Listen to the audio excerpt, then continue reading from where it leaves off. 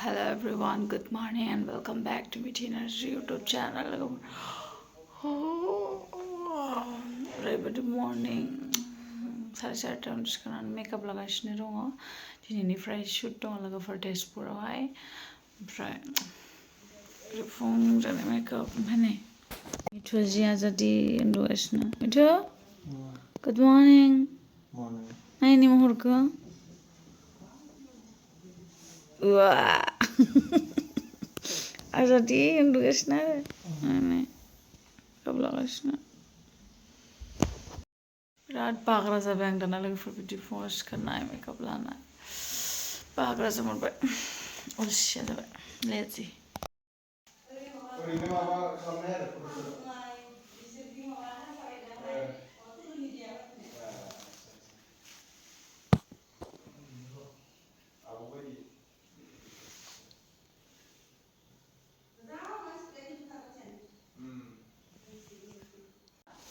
ओइ आंखौ नायलाय आंनि देलायनायखौ नायलाय माबायदि जादों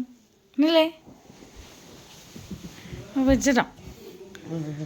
साइज नुजानाखै जादों सिखारदों साहा लोंसै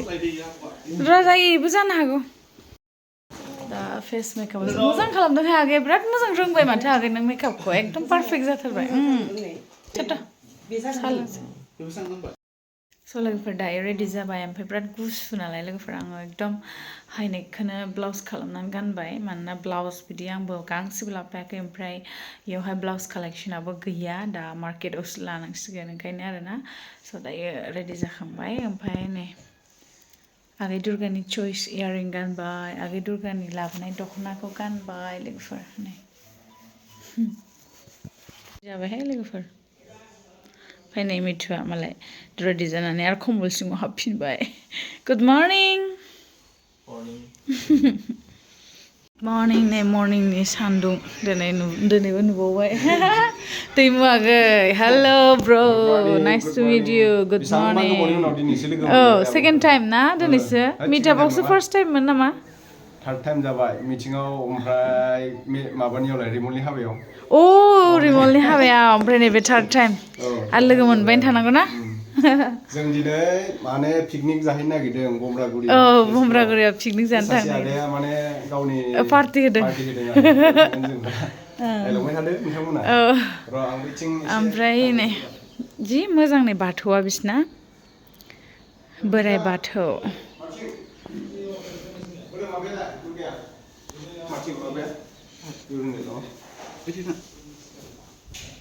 ओमफ्राय नैबेयाव जों थादों आरो मिथुजों फेनफोर लोगो हमफैदों मालाय ना आदै फैदों नै आदै एलाय नैबेनो हासबेन्डआ आदै लाजिनानै ओंखारा बे बिराद लाजियो बोराय थांखो सासेया ब्लगिं बानायनाया बुरा बे बुरजा लोगोफोर दं नै जि बुरजा लोगोफोरा आंना लोगो हमफैदों नै गासिबो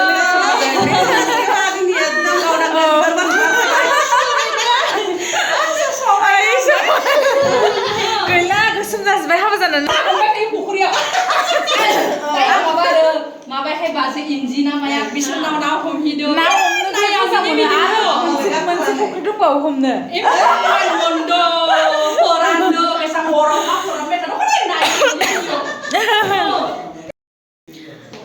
नै लोगोफोर आंना लोगोनाबो मा होनो चेनेल दङ ना गोदानै खुलिदों अनुस फेमिलि ब्लग एबारनिफ्राय नायबाय थासिगोन दे औ साबसक्राइब खालामना हो गोदान अनुस फेमिलि ब्लग आं नायनानै ओरै स्क्रिनशट होलायलायना होगोन आं र'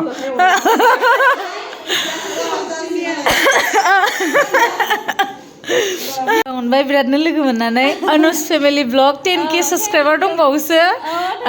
ओमफ्राय मा होनो मनिटाइज खालामाखै नालाय नै आगैया नायनानै होदों आरोना मनिटाइजआ जागोन जायाखै नायना होदो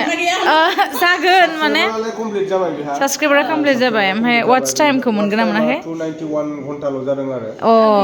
शर्ट्सआ बेना 90 डेजनि गेजेराव 10 मिलियन भिउस नांगौ नालाय 2.3 मिलियन जानानै दङ शर्ट्स भिडिअ आपल'ड खालामो ओमफ्राय दा बेसेबां बारा नांलाथ' एसेल' नांसिगोन नामा दासो 2.3 मिलियन जाबाय 10 मिलियन नांगौ जायो माने गोदान क्राइटेरिया आपडेट खालामना होबाय इउटुबआ ओमफ्राय दा अरिजिनेला नांबावगौ माबा आं खालामना होनांसिगौमोन मोनथिगौ एबार भिडिअ होबाय थादो वाच टाइम लादो मिथुआ नै बिजि मिथु ओंखाम जागोन जाया नोंलाय जाया होमबा नों रायलायथ' बे जायानो जाया बे खस्थ' बाजैखौ जि हेभि जोंना हेल्प खालामलायबाय गावसोर मिथिं थानो मिथुआ जायानो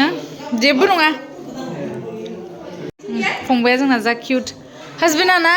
जायानो बे मर्निंआव जानो हाया बियो दा रुटि जासिगोन बे फट' लाजिनाया मिथुआ बोरैबा जालाय दे होमबा दा लोगो मोनलायफिनगोन जोंहा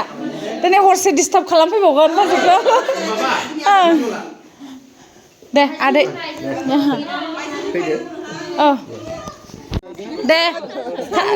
दा डिस्टार्ब खालामबावगोन खनसे आब' गोजा जों बिगुमै मोनबाय होनबा सासे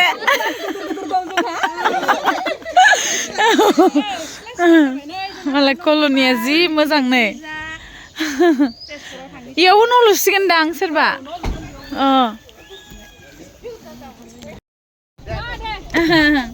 नै फंबायाबो थांगोन जोंजोंहाय शुटिंआवहाय दिनै शुटिं नायनो फैदो लोगोफोर बिदिबा जों लकेसनसिम थांनोसै दायो ओमफ्राय मा प्रडाक्सनाव फैगोन बेखौ आङो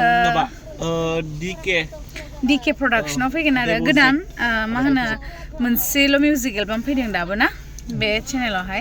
ओमफ्राय मिउजिक भिडिअ रिलिज जायोबा आं नोंथांमोननो आंनि इउटुब कमिउनिटियाव लिंकखौ शेयार खालामना होगोन आरो नोंथांमोना सापर्ट खालामबानो जाबाय लोगोफोर ओमफ्राय दा निउ इयारनि बिदि नङा शुटिंआहाय रमेन्टिकसो आरोना लोगोफोर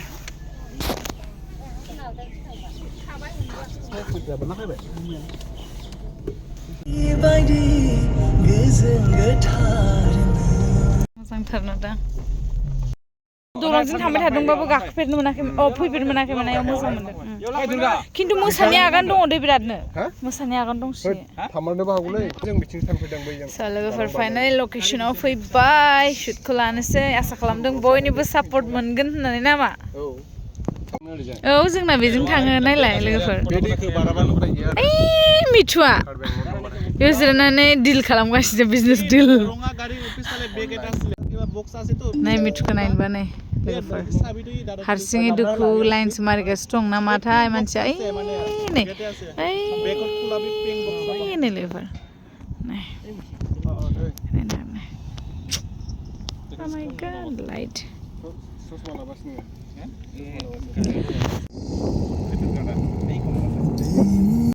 लोगोफोर मिथुआ बरिं मोनबाय बिसोरहा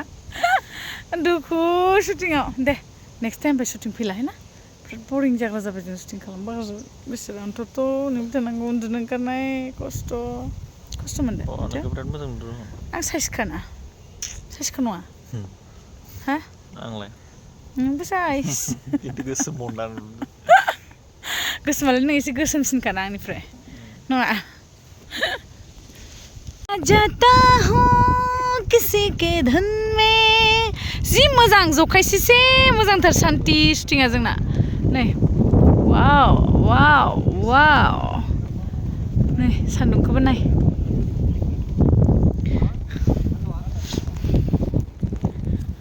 मिठू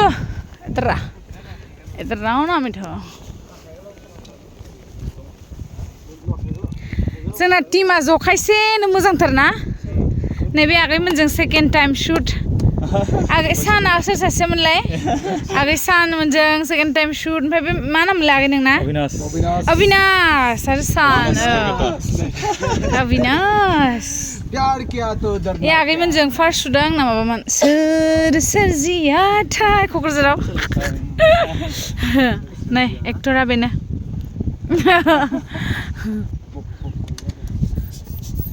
ओमफ्राय नैबे आरो आंनि अरिजिनेल एक्टरा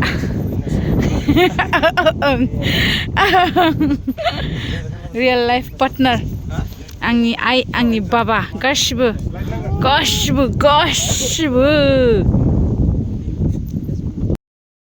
चला जाता हूँ किसी के धुन में कन्ट्रल गिदिरबाबो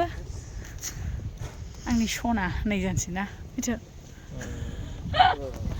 खनसेबो बोफिनलाय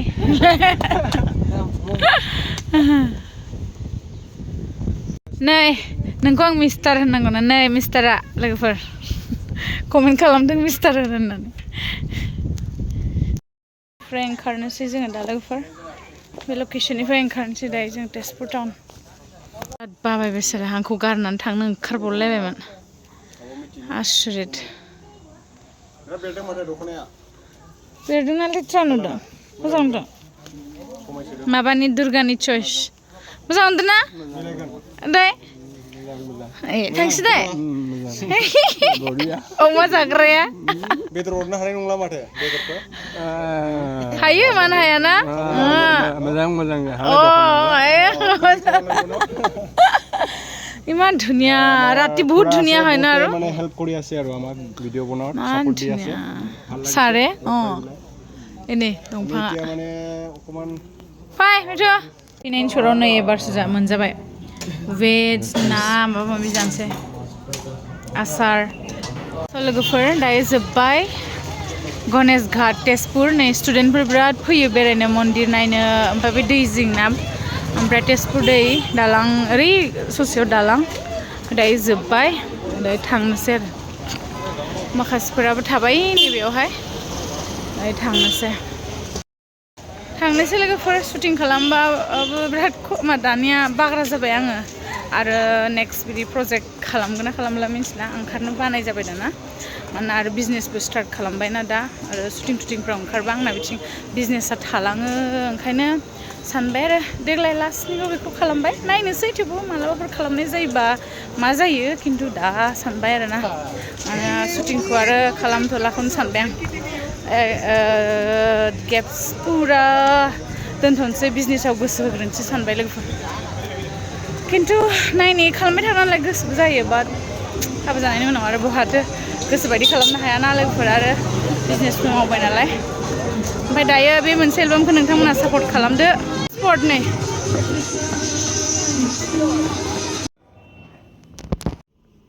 निउ स्टक सफैबाय नै लोगोफोर दाखालिनिया गैला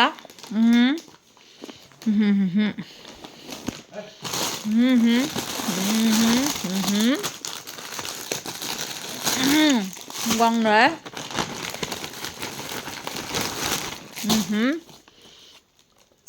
बे अलरेडि अर्डार बेसर बिबारखौ बिराद बिदोंमोन ना लोगोफोर नोंसोर सोरबा ओंखायनो आङो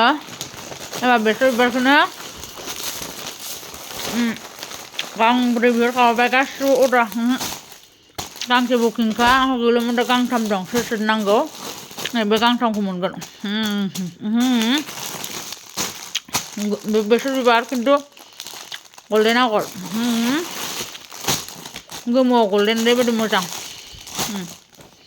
गोदान सफैबाय ओमफ्राय नैबे गांब्रै सेम कालार गांनै मोनथाम गांब्रैखौ मोनगोन आरो निउ स्टक